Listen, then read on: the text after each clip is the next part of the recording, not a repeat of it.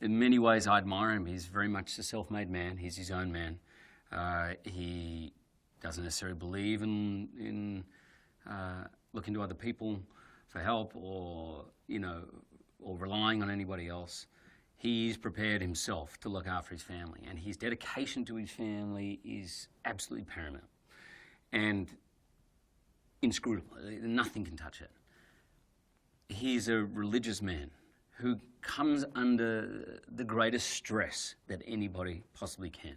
And I think the idea of this kind of character, who's very much used to being in control of himself and his life and has some secrets, some dark secrets, all of that being challenged in this cauldron of this really heightened story, to me was just a challenge, a different kind of character and a challenge that I had never been given before. The movie follows the story of two families whose children go missing on Thanksgiving, and really what happens to them and what happens in the search to find them.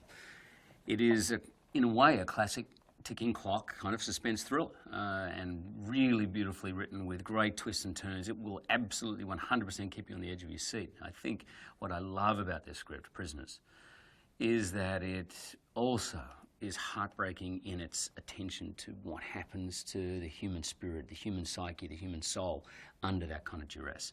Not just the parents, the siblings, the detectives, the town itself. What happens in that situation. And we're kind of used to seeing it played out on TV.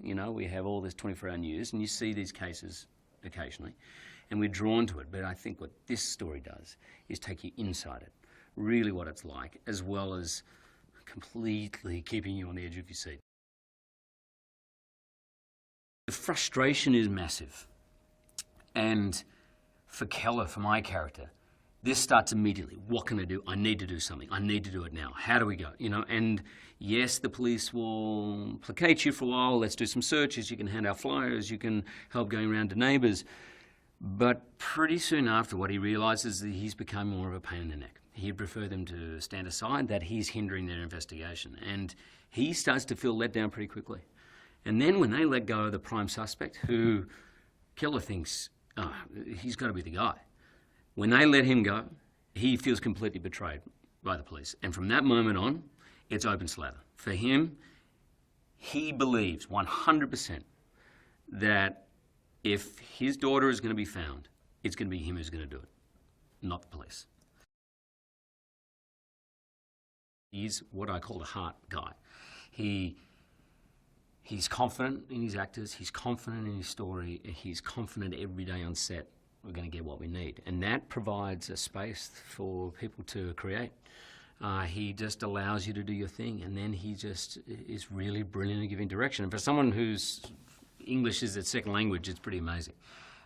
Everyone across the board loves working with him. He's very warm and friendly, always grateful.